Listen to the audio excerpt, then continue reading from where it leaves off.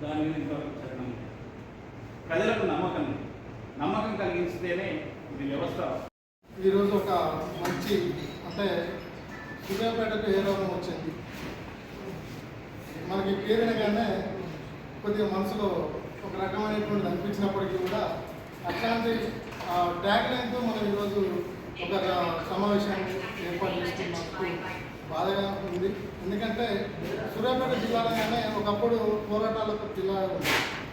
ఏ ప్రజా ఉద్యమాలైనా కూడా సూర్యాపేట నడిచింది. సూర్యాపేట ప్రాంతం అంటే చైతన్యవంతానికి మార్పుగా ఉంది. అట్లాంటిది ఈ మధ్యకాలంలో మనం చూసినాం హత్యలు గంజాయి దాంతో కొంతమేర మనం పబ్లిసిటీ అయినాం. సూర్యాపేట పేరు మొత్తం అన్ని మీడియాలో తర్వాత బయట ప్రపంచానికి మొత్తం కూడా ఒక రకంగా బాగా పబ్లిసిటీ అయినట్టుకుంటుంటారు. దాంతోపాటు ఈ మధ్య కాలంలో కొంత వైద్య రంగం విషయంలో నకిలీ డాక్టర్లని నకిలీ హాస్పిటల్ అని తర్వాత అర్హత లేనటువంటి హాస్పిటల్స్ అని చెప్పి పర్మిషన్ లేని హాస్పిటల్స్ అని చెప్పేసి ఇట్లా చాలా రకాలుగా మనం ఈ మధ్యకాలంలో మీడియాలో చూస్తున్నటువంటి పరిస్థితి ఉంది. దాని మీద మనం చేసినటువంటి పరిస్థితి ఉంది. సో ఈ సందర్భంగా ముఖ్యంగా జయశంకర్ సార్ మానవ వనరుల అభివృద్ధి వేదిక నుండి అదే ఈరోజు ఈ యొక్క చర్చా వేదికను ఒకటి ఏర్పాటు చేయాలనేటువంటిది అనుకోవడం జరిగింది. సో దానిలో భాగంగా మీ అందరినీ కూడా ఆహ్వానించడం జరిగింది. మా ఆహ్వానంతో మీరు అందరూ కూడా వచ్చినందుకు కూడా మీ అందరికీ ప్రత్యేకమైనటువంటి అభినందనలు తెలియజేస్తూ ఈ యొక్క చర్చని మొదలుగా జయశంకర్ సార్ అభివృద్ధి వేదిక మానవుల అభివృద్ధి వేదిక రాష్ట్ర కోఆర్డినేటర్ అండ్ సూర్యాపేట జిల్లా సూర్యాపేట నియోజకవర్గ తెలంగాణ జనసమితి పార్టీ ఇన్ఛార్జ్ అయినటువంటి కొంత ధర్మార్జున్ గారిని మొదలుగా మాట్లాడుతూ చర్చను ప్రారంభించవలసిందిగా కోరుతున్నాను. కానీ తప్పదు. గత వారం రోజులుగా సోషల్ మీడియాలో పేపర్లలో వస్తున్న వార్తలు చూస్తే ఖమ్మం సూర్యాపేట అంటేనే పెద్ద మాఫియా, ఇక వైద్యం వాడికి పోవద్దు అన్నట్టుగా ఇక్కడ ఎవరు పోవద్దు సూర్యాపేట డాక్టర్ల కాడికి అన్నంత ఒక భయానకమైనటువంటి చర్చ జరుగుతూ ఉంది. ఇంత చర్చ ఎందుకు జరుగుతుంది? నిజంగానే హాస్పిటల్స్లో వైద్యం నకిలీ డాక్టర్తో నడుస్తుందా, నిర్లక్ష్యంగా నడుస్తుందా, క్వాలిఫైడ్ డాక్టర్లు లేరా, ఉన్న క్వాలిఫైడ్ డాక్టర్ల కాడ సీనియర్ హాస్పిటల్ కాడ కూడా మరి నిజంగా పరికరాలు లేవా, స్కానింగ్ పేరుతోటి రేడియాలజీ సర్టిఫికేట్ లేకుండా 15 ఏళ్ళ నుంచి సూర్యాపేట పట్టణంలో స్కానింగ్ సెంటర్ నడుపుతూ ఉన్నారు అంటే ఈ హెల్త్ డిపార్ట్మెంట్ వాళ్ళు ఏం చేస్తున్నారు, ఈ డాక్టర్లు ఏం చేస్తున్నారు, ఎన్నో పెద్ద ప్రశ్నలు మనం నిలుస్తాం. మొత్తంగా సూర్యాపేట వైద్యం ఇప్పుడున్న పరిస్థితిని గమనించినట్లయితే ఒక 4-5 రకాల వ్యక్తులు వైద్యాన్ని నడుపుతాం. ఒకటి క్వాలిఫైడ్ డాక్టర్లు, సీనియర్ డాక్టర్లు వాళ్ళ హాస్పిటల్లో పేరుతో నడుపుతూ ఉన్నారు. 2 మేనేజ్మెంట్ హాస్పిటల్స్ అంటే వైద్యం రంగం పట్ల కనీస అవగాహన లేనటువంటి వ్యక్తులు, వివిధ రంగాల్లో డబ్బులు సంపాదించుకున్న లేకపోతే నిజంగా నిరుద్యోగులు ఎవరో అయితే మేనేజ్మెంట్ హాస్పిటల్ 2-3 కలవడం, ఒక 2-3 షట్టర్లు కిరాయికి తీసుకొని 4 మంచాలు వేసి ఇక దానికి మెడికల్ షాప్ కౌంటర్ పెట్టి దాన్ని హాస్పిటల్ నడుపుతూ దానికి కార్పొరేట్ హాస్పిటల్కి బిల్డప్ ఒక లుక్ ఇచ్చి దాంట్లో క్వాలిఫైడ్ డాక్టర్ లేకుండా ట్రీట్మెంట్ నడుస్తుంది. నేను ఎక్కడో విన్నాను హాస్పిటల్లో, అది చిన్న దవాఖాన బయటకు చూస్తే దాంట్లో 60 మంది స్టాఫ్ అట, 70 మంది పిఆర్ఓలు అట, అదొక కథ. తీరు చూస్తే డాక్టర్కు క్వాలిఫైడ్ సర్టిఫికేట్ లేదు. ఇంకాకపోతే ఆర్ఎంపీ పిఎంపీలు, ఈ ఆర్ఎంపీ పిఎంపీలు మొదటి నుంచి నిజంగా గ్రామీణ వైద్య వ్యవస్థకు దండుగా ఉన్నటువంటి వాళ్ళే. గ్రామీణ ప్రజలకు, పేద ప్రజలకు ఆ తక్షణం ఫస్ట్ ఎయిడ్ ట్రీట్మెంట్లో వీళ్ళు ఎంతో ఉపయోగకారిగా ఉన్నారు. కానీ మిగతా విద్యారంగంలో ఎట్లయితే మార్పులు వచ్చి పోటీ వచ్చి కార్పొరేట్ పిఆర్ఓలు ఏర్పాటు చేసుకున్నారో వైద్య రంగంలో కూడా ఈ డాక్టర్ల మధ్య వచ్చినటువంటి ఒక అన్హెల్తీ కాంపిటీషన్లో ఈ ఆర్ఎంపీ డాక్టర్లను ప్రలోభపెట్టి వాళ్ళ కమిషన్ల పేరుతో విధోత్పత్తులు ప్రలోభపెట్టి వాళ్ళ పేషెంట్లను అటాక్ చేయడం మొదలు. ఇప్పుడు ఈ ఆర్ఎంపీ డాక్టర్లు ఆ పాత్ర పోషిస్తూనే ఇక ఏకంగా వీళ్ళే సర్జరీలు చేసే పరిస్థితి తీసుకొస్తున్నారు. ఆర్ఎంపీ డాక్టర్లు కూడా అబార్షన్ చేస్తున్నారు, సర్జరీలు చేస్తున్నారు, ల్యాప్టాప్ ముందర పెట్టుకొని స్కానింగ్ కూడా చేస్తున్నారు. ఇదొక సెక్టార్, ఇదొక బయటకు వచ్చింది. ఇకపోతే డయాగ్నిక్ సెంటర్స్ కూడా వాళ్ళు కూడా ప్రిస్క్రిప్షన్లు రాస్తూ ఉన్నారు. డాక్టర్ ప్రిస్క్రిప్షన్ చేసి దాని ప్రకారం ఏం ల్యాబ్ ఏం టెస్ట్ చేయాలనేది పక్కన పెట్టి వాళ్ళే టెస్టులు చేసి వాళ్ళే ప్రిస్క్రిప్షన్ రాస్తూ ఉన్నారు. ఇంకొక సెక్టర్ మెడికల్ షాప్. మెడికల్ షాప్లో డాక్టర్ ప్రిస్క్రిప్షన్ రాసి ట్యాబ్లెట్స్ ఇవ్వాల్సింది, మెడిసిన్స్ ఇవ్వాల్సింది పోయి వీళ్ళే ప్రిస్క్రిప్షన్ రాసి వీళ్ళే మెడిసిన్స్ ఇస్తున్నారు. ఇంకొక బ్యాచ్ స్టార్ట్ అయింది. ఈ ల్యాబ్ అంటే హాస్పిటల్ సర్జరీ థియేటర్లకు సంబంధించినటువంటి అసిస్టెంట్ ఆప్థమాలజీ కానివ్వండి, మిగతా వాటిల్లో అంటే ఈ డిప్లొమా సర్టిఫికెట్లు ఉన్నటువంటి వాళ్ళ థియేటర్ అసిస్టెంట్స్ ఎవరైతే ఉన్నారో వాళ్ళే ఏకంగా మెడికల్ హాస్పిటల్స్ పెట్టి బోర్డులు పెట్టుకొని మేము కంటి వైద్య నిపుణులు, పంటి వైద్య నిపుణులు బోర్డులు పెట్టుకుంటాం. ఇన్ని రకాలుగా ఇక్కడ వైద్యం జరుగుతూ ఉంది. ఈ వైద్యంలో చాలామంది నష్టపోతూ ఉన్నారు, ప్రాణాలు పోతూ ఉన్నాయి, డబ్బులు పోతూ ఉన్నాయి.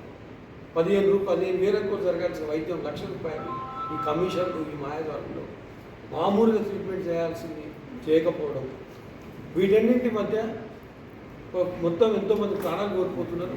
ప్రధానంగా ఈ వారం రోజు నుంచి బాగా సూర్యాపేటలో ఒక చర్చ జరుగుతూ ఉంది. మొన్న ఒక అమ్మాయి చనిపోయింది ఒక హాస్పిటల్లో, నిన్న అబార్షన్ చేయించి వికటించి ఇంకొక అమ్మాయి చనిపోయింది. ఈ అబార్షన్ దేనికి చేసిండ్రు? లింగ నిర్ధారణ పరీక్ష చేసి 3వ అమ్మాయి అని తేలితే ఆ అమ్మాయికి వాళ్ళకి అబార్షన్ చేసి దానివల్ల వాళ్ళు చనిపోయింది. దీంతో పెద్ద ఎత్తున ఆందోళన. మరి ఇంట్లో ఇన్ని ఉన్నటువంటి 100 హాస్పిటల్లో ఏదైతే ఉన్నాయో ఈ 100 హాస్పిటల్లో పర్మిషన్ లేకుండా కొన్ని సగం పైన పర్మిషన్ లేకుండా ఉన్నాయి. మరి డిపార్ట్మెంట్ వాళ్ళు ఏం చేస్తున్నారు? ఐఎంఏ ఏం చేస్తున్నది? ఖచ్చితంగా ఒక క్లినిక్, ఒక హాస్పిటల్ ఓపెన్ అవుతుందంటే వాళ్ళు ఏఎంహెచ్ఓ పర్మిషన్ తీసుకోవాలి, ఐఎంఏలో వాళ్ళతో మెంబర్షిప్ తీసుకోవాలి, ఇదంతా ఫాలో అప్ ఉండాలి. కానీ ఐఎంఏ వాళ్ళు దాన్ని పట్టించుకున్నట్టుగా ఉన్నారు, డిఎంహెచ్ఓ వాళ్ళు పట్టించుకున్నట్టుగా ఉన్నారు. ఫలితంగా మొత్తం కూడా డబ్బా కొట్టు వెలిసినట్టు ముబ్బడిగా మొత్తం ఈ హాస్పిటల్స్ అని వచ్చేసి ఈరోజు వ్యాపారం ఆపరేషన్ చేసిన తర్వాత ఇంటికి మా మెడిసిన్స్ పంపేటప్పుడు వాళ్ళు ఇచ్చినటువంటి పిఎస్లలో ఎక్స్పైరీ ఇంజెక్షన్ ఇచ్చి పంపించారు. వాళ్ళకి వచ్చిన పిఎస్లలో ఒక ఎక్స్పైరీ ఇంజెక్షన్ ఇచ్చి పంపిస్తే వాళ్ళు అడిగిన తర్వాత ఆర్పీ డాక్టర్ వేసిండు, అది రివర్స్ అయింది, తీసుకొచ్చి ఇక్కడ చూపించినాక ఖమ్మం తీసుకుపోయారు. అది కథ ఏం కావాలో అది అంటే బాధ్యత అయితే అంటే జూనియర్ ఒకవైపు వాళ్ళు అట్లే చేస్తున్నారు, సీనియర్ డాక్టర్లు ఇట్లే చేస్తున్నారు.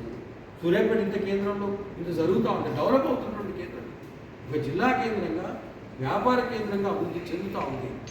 దీంట్లో ఈ అన్హెల్తీ కాంపిటీషను లేకపోతే ఈ అనారోగ్యకరమైన చర్చను బ్రేక్ చేసి ఒక మంచి వైద్యం, ఎందుకంటే ఏరియా హాస్పిటల్ మన దగ్గర ఒక పెద్ద హాస్పిటల్ ఉంది, మెడికల్ కాలేజ్ ఉంది, అక్కడ గవర్నమెంట్ డాక్టర్లు కూడా బయటకు వచ్చి ఆ డ్యూటీ టైంలో చేస్తున్నట్టు ఒక చర్చ జరుగుతూ ఉంది. వీటన్నింటిని దృష్టిలో పెట్టుకొని సూర్యాపేటలో ఈ అవకతవకల మీద ఒక చర్చ జరిపి దీన్ని సూర్యాపేట పట్టణాన్ని బదనాం చేసి ఎందుకంటే వైద్యులను బదనాం చేసి ఒక చేయకుండా చూడాలనే ఒక ప్రయత్నంలో భాగంగా మనం ఈ చర్చా వేదికను జరుపుతాము. వాళ్ళని కూడా నిర్వహిస్తున్నాం అంటే వైద్యులు ఎంత కుటుంబం ఎంత అభివృద్ధి పడుతుందో అర్థమానికి మొత్తంగా ఈ 10 రోజుల పోరాటం మూలంగా వీళ్ళ సంఘాలు కుటుంబాలు ఆధారం చేస్తారు. Doctor M Rajeev, MD pulmonologist, Telangana state medical council member. ఇప్పుడు ఏంటి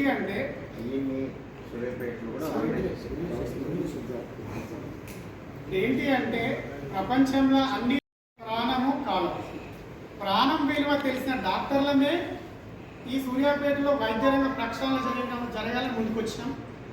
సరే, ఇలాంటి వేదికలు ఏర్పాటు చేసినందుకు వారికి ధన్యవాదాలు. ఎందుకంటే ఇలాంటి వేదికల ద్వారానే మేము అసలు ఏం జరుగుతుంది, ఏం చేస్తే బాగుంటుంది, ప్రజలకి ఎలా తెలియజేయాలి, వాళ్ళు ఇబ్బంది పడకుండా లేదా మోసపోకుండా కానీ నిర్మాణాత్మకంగా మరియు ప్రాక్టికల్గా, అందరూ గుర్తుపెట్టుకోవాల్సిన విషయం ప్రాక్టికల్గా అంటే రూల్స్ ఏంటి, వాటికి అనుగుణంగా మనం ఏం చేయగలం. కానీ మన వల్ల సాధ్యం కాని వాటిని చర్చించినా మనకు ఉపయోగం లేదు. ఎందుకు అంటే ఉదాహరణకి ఒక కార్పొరేట్ హాస్పిటల్లో ఎంఆర్ఐ స్కానింగ్ 12,000 ఉంటుంది, నార్మల్ దగ్గర 8,000 ఉంటుంది. ఆ రేట్లు మనకు సంబంధం లేదు. మనకేంటిది ముఖ్యమైన పాయింట్ ఏంటి అంటే అందరు ఉద్యమంలో పాల్గొన్న వాళ్ళు ఇక్కడ కాబట్టి అందరికీ తెలిసిన విషయం ఏంటి అంటే ఏదైనా సరే ఒక ప్రక్షాళన ఉద్యమం పోరాటం ఏదైనా ఒక పాయింట్ మీద స్టార్ట్ అవుతుంది. ఆ ఒక పాయింట్ ఏంటి అంటే క్వాలిఫైడ్ డాక్టర్ మాత్రమే, అంటే అర్హత కలిగిన డాక్టర్ మాత్రమే వైద్యం డాక్టర్ వాళ్ళనే అందుతుంది అనేది పాయింట్. అంతేగాని మిగతా వాటిని అన్నీ కలపడం వల్ల ఈ ముఖ్యమైన పాయింట్ ఏదైతే ఉందో అది పక్కదారి పట్టేటువంటి అవకాశం ఉంటుంది. సో అసలు క్వాలిఫైడ్ వైద్యుడు అంటే ఏంటి అని చెప్పాల్సిన బాధ్యత నా దగ్గర ఉంది. కాబట్టి క్వాలిఫైడ్ వైద్యుడు అంటే మినిమం ఎంబీబీఎస్ క్వాలిఫికేషన్ ఉండి దాంతో పాటుగా తెలంగాణ స్టేట్ మెడికల్ కౌన్సిల్ అంటే ఏ రాష్ట్రంలో ప్రాక్టీస్ చేయాలనుకుంటుందో ఆ రాష్ట్రంలో సంబంధిత రాష్ట్రంలో తను నమోదు చేసుకున్న తర్వాతే ఆయనకి లైసెన్స్ ఉన్నట్టు ప్రాక్టీస్ చేయడానికి. సర్టిఫికేట్ ఉంటేనే ప్రాక్టీస్ చేసే అధికారం లేదు. సో ఈ క్వాలిఫైడ్ డాక్టర్ కాకుండా సర్టిఫికేట్ ఎక్కడి నుంచి తెచ్చుకోవచ్చా?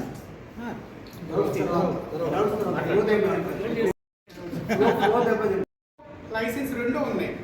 ఇవి కాకుండా అంటే ఈ రూల్ ఏంటి అంటే ఎన్ఎంసి చట్టం, నేషనల్ మెడికల్ కమిషన్ చట్టం 34 సెక్షన్ ప్రకారం రిజిస్ట్రేషన్ ఉన్న డాక్టర్ తప్ప ఇంకెవ్వరు కూడా అల్లోపతి వైద్యం ప్రాక్టీస్ చేయడానికి వీలు లేదు. ఇక ఎవరు అని చెప్పను, కానీ వీళ్ళు మాత్రమే ప్రాక్టీస్ చేయాలి. వీళ్ళ వల్లనే మనకి నాణ్యమైన వైద్యం అందుతుంది. ఒకవేళ అందకపోతే వాళ్ళ మీద కూడా యాక్షన్ తీసుకునే అధికారం సంబంధిత మెడికల్ కౌన్సిల్కి ఉంటుంది. సో వీళ్ళొక అకౌంటబుల్ అంటే వాళ్ళొక బాధ్యతాయుతంగా ప్రాక్టీస్ చేస్తారు. కాబట్టి వారి సర్టిఫికేట్ ఉంటేనే లేకపోతే ఆ డాక్టర్ ప్రాక్టీస్ చేస్తేనే క్లినికల్ ఎస్టాబ్లిష్మెంట్ యాక్ట్ ప్రకారం సంబంధిత హాస్పిటల్కు పర్మిషన్ ఇవ్వడం జరుగుతుంది. అంటే హాస్పిటల్ పర్మిషన్ ఉంటేనే ఈ క్వాలిఫికేషన్ మరియు లైసెన్స్ రిజిస్ట్రేషన్ ఉన్న డాక్టర్ ఉంటేనే మనం ప్రాక్టీస్ చేయగలం. ఈ రెండు పాయింట్లు లేకుండా ఇంకా ఎట్టి పరిస్థితులలో కూడా ఎవరు ప్రాక్టీస్ చేయడానికి వీల్లేదు. వీళ్ళే ప్రాక్టీస్ చేస్తేనే వీళ్ళ మీద యాక్షన్ తీసుకునే అధికారం ఉంటుంది. ఒకవేళ వీళ్ళు కాకుండా అంటే హాస్పిటల్ పర్మిషన్ లేకపోయినా డాక్టర్కి రిజిస్ట్రేషన్ లేకపోయినా యాక్షన్ తీసుకునే అధికారం మెడికల్ కౌన్సిల్కి ఉంటుంది. ఈ ఉద్దేశంతో 1 సంవత్సరంన్నర నుంచి రాష్ట్ర వ్యాప్తంగా మనము మెడికల్ కౌన్సిల్ తరఫున తనిఖీ చేయడం జరుగుతుంది. దానిలో సుమారుగా 450 కేసులు కూడా నమోదు చేయడం జరిగింది. సూర్యాపేటను ఒక ఆదర్శంగా నిలపాలనే ఉద్దేశంతో రాష్ట్రంలో అంటే అందరూ ఏమనుకుంటున్నారంటే సూర్యాపేట ఓదో నకిలీ జరుగుతుందా? అది కాదు. మనమే ప్రతి ఒక్కరికి తెలుసు తల్లి పురిటి నొప్పులు పడందే బిడ్డ బయటికి రాదు. ఇప్పుడు పురిటి నొప్పులు పడే సమయం దాన్ని మీరు వేరే రకంగా విమర్శించినా లేకపోతే వేరే రకంగా మాట్లాడినా కొంత బాధాకరం. ఈ సమయంలో అందరం ఒకే విధంగా ఉండి ఒకే పద్ధతిగా ఉండి అంటే ఇప్పుడు ఎట్లయితే ఈ వేదికను ఏర్పాటు చేయడం జరిగిందో అదే రకంగా గతంలో కూడా వాళ్ళు సపోర్ట్ చేస్తాను. మీ అందరి సపోర్ట్ ఉంది, మీడియా మిత్రులు అందరి సహకారం ఉంది. కాబట్టి ప్రతి ఒక్కరిపైన చర్యలు తీసుకోవడంతో పాటుగా సంబంధిత వారిపై కూడా చర్యలు తీసుకోవడం జరిగింది. ఇదే కాకుండా ఫ్యూచర్లో కూడా మేమే స్టార్ట్ చేసినాం, మేమే దీనికి ఫుల్ స్టాప్ అంటే ఖచ్చితంగా పేద ప్రజలకు నాణ్యమైన వైద్యం అన్నట్టు ఇంకోటి లేదు. అదే ఒకే ఒక్క ఉద్దేశంతో ఫ్యూచర్లో ప్రతి ఒక్క హాస్పిటల్ని క్వాలిఫైడ్ డాక్టర్ ఉంటేనే పర్మిషన్ ఉండే రకంగా క్వాలిఫైడ్ డాక్టర్ ఉంటేనే ప్రజలకు వైద్యం అందించేటువంటి రకంగానే ముందుకెళ్తాము. సో దీంట్లో ఎవరు ఎటువంటి అనుమానాలు కానీ మరి ఇంకో విషయాలు అంటే ఇప్పుడు మనకి ఉన్న హక్కు ఏంటి? ప్రభుత్వ వైద్యం మనకి ఉచితంగా దొరకాలి. దాని మీద మనం పోరాడాలి తప్ప ఆ ల్యాబ్లో ఎంత ఫీజు ఉంది, ఈ ల్యాబ్లో ఎంత ఫీజు ఉంది, ఆ ఫార్మసీ ఎంత, ఇవి మనకి సంబంధం లేని విషయాలు. ఎందుకంటే నీకు ఉచితమే నీకు కావాలని నేను అంటున్నా, నీకు పైసలే వద్దంటున్నప్పుడు నీకు అవన్నీ ఎందుకు? ఇక ఫార్మసిస్ట్ ఉంటేనే ల్యాబ్ ఉండాలి, అది అందరికీ తెలుసు. అది కాదు ఏంటంటే ముందుగా ఒకటే పాయింట్, కొన్ని రోజుల వరకైనా కనీసం కొన్ని రోజుల వరకు ప్రక్షాళన సాఫీగా జరగాలంటే క్వాలిఫైడ్ డాక్టర్ ఉంటేనే హాస్పిటల్ పర్మిషన్ ఉండాలి, క్వాలిఫైడ్ డాక్టర్ ఉంటేనే హాస్పిటల్లో వైద్యం జరగాలి. సింపుల్ పూజారు ఉంటేనే టెంపుల్లో సేవలు జరుగుతాయి, లేదంటే టెంపుల్లో ఏముండవు. అదే పాయింట్ అర్థమయ్యే భాషలో కేవలం క్వాలిఫైడ్ డాక్టర్ ఉంటేనే అనే దాని మీదనే కొన్ని రోజులు సాగుదాం. దాని తర్వాత మళ్ళీ ఇలాంటి వేదికలే వారే ఏర్పాటు చేస్తారు. ఎందుకంటే వారు నేను చిన్నప్పటి నుంచి చూస్తున్నా, వారు చాలా ఇటువంటి విషయాలు చాలా యాక్టివ్గా ఉండి తెలంగాణ ఉద్యమంలో కూడా ముందుండి నడిపించినారు.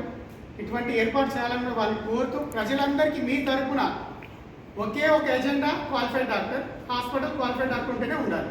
ఈ ఎజెండాతోనే కొన్ని రోజులు ముందుకెళ్దాం, విజయం సాధిద్దాం. ఇంకెవ్వరికి ఎటువంటి అనుమానాలు ఉన్నా అంటే అనుమానాలని కాదు, ఎటువంటి డౌట్స్ ఉన్నా కానీ చిన్న చిన్నవి అసలు వీళ్ళు చేయొచ్చా వాళ్ళు చేయొచ్చా అవి ఉంటే మేము ఖచ్చితంగా వాటికి వివరణ ఇస్తాము. సో అందరు కోఆపరేట్ చేయాల్సిందిగా ఇప్పటివరకు కోఆపరేట్ చేసిన మీడియా కూడా ధన్యవాదాలు. విషయాలు అన్నీ బాగా అనిపిస్తుంది. తను ఫైట్ చేస్తున్న కూడా ఈ మధ్యకాలం కొన్ని బాగా నేను స్టడీ చేసిన సందర్భంగా విషయాలు నాకు ఇష్టం వచ్చాయి. నాకు ఒక నెల రోజులు సార్ నేను ఒక 40 డాక్టర్లు కలిసాను.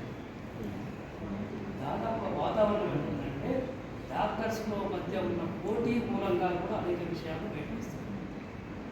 అనేక తప్పులు కూడా ఈ మూలంగా జరుగుతుంది. దీని అయ్యే కూడా పసిగట్టలేని పరిస్థితుల్లో కూడా ఉంది. వాస్తవాన్ని సిటీ స్కాన్ కింద పెట్టినప్పుడు మన డాక్టర్సే ఒక గ్రూప్కి సంబంధించిన వాళ్ళు తీసుకొచ్చి కడుగుతారు. అతడు క్వాలిఫైడ్ కాదని డాక్టర్కు తెలుసు. తెలిసిన తర్వాత 4-5 సంవత్సరాల దాకా కూడా అది బయటకు రాలేకుండా చేసింది. అంటే పోటీ దీంట్లో డాక్టర్ల వచ్చే పోటీ మూలంగా తీసుకొచ్చి పెట్టారు. అతడు క్వాలిఫైడ్ కాదు అని తెలిసిన తర్వాత కూడా అది అట్లాగే నడిపించారు. ఆ సందర్భంగా కొంతమంది డాక్టర్స్ ఇంకా కొద్దిగా ఎక్కువ అయినట్టుంటే ఇది బయటకు వస్తుందేమో, మా పేరు కూడా బయటకు వస్తామని కొంతమంది డాక్టర్లు రిట్రీట్ అయ్యారు. అక్కడ అతని దగ్గరికి పంపించకుండా మళ్ళీ వేరే దగ్గరికి పంపించారు. అనేక విషయాల్లో కూడా ఇప్పటికీ కూడా సూర్యాపేట ఉన్న మీరు చెప్పిన ప్రకారంగా చూసినట్టుంటే ఇంకా 50 హాస్పిటల్స్ కూడా ఇప్పటికీ మెమోలు అందించే పరిస్థితి ఉన్నది అనేది ఎవరో చెప్పింది కాదు. ఒక్కొక్కరు గవర్నమెంట్ పెట్టిన నామ్స్ ప్రకారంగా హాస్పిటల్ నడిచే పరిస్థితిలో లేదు. క్వాలిఫైడ్ డాక్టర్స్ కానీ, క్వాలిఫైడ్ సిస్టర్స్ కానీ, ఆ తర్వాత గవర్నమెంట్ పెట్టిన నామ్స్ కానీ, సేఫ్టీ ఫైల్ కానీ, ఇలాంటివి చాలా లేకుండా కూడా ఉంది. కనీసం పట్టించుకోని మూలంగానే ఒక వాతావరణం అనేది క్రియేట్ చేసిన తర్వాత అది పోటీతత్వం పెరుగుకుంటూ పోతుంది. అయితే నిజంగానే గవర్నమెంట్ హాస్పిటల్లో వైద్యంగా అందించినట్టుంటే తప్పకుండా ప్రజలు పోవడానికి అవకాశం ఉంది. గతానికంటే ఇప్పుడు మెరుగైందో అప్పుడు వాస్తవం.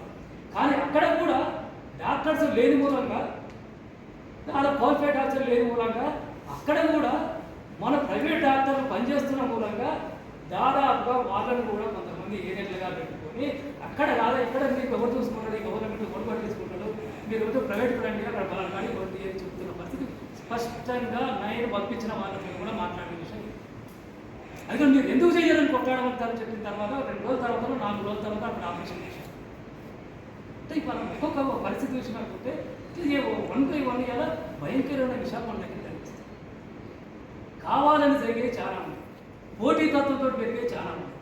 అంటే ఇది ఒకరి మీద ఇంకోరు నెట్టుకుంటా, ఒకరి మీద ఇంకోరు నెట్టుకుంటా వస్తున్న పరిస్థితి మూలంగా తెలిసిన తర్వాత కూడా రిప్రజెంటేషన్ చేసిన తర్వాత కూడా చర్యలు తీసుకొని మూలంగా ఇది మరింత భయంకరంగా ఇలా పుండుగా మారిపోయే చిన్న పురుగుగా ఉన్నది అది మారిపోయే పరిస్థితి మూలంగా భయంకరంగా ఇలా కాలు కొట్టేసిన పరిస్థితికి వచ్చాయి.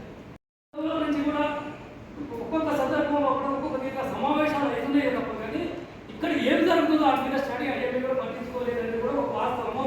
అందులో ఒకరిద్దరు డాక్టర్లు మాట్లాడినా కూడా మిగతా వాళ్ళు కాముకున్న పరిస్థితి కూడా వాస్తవం అని.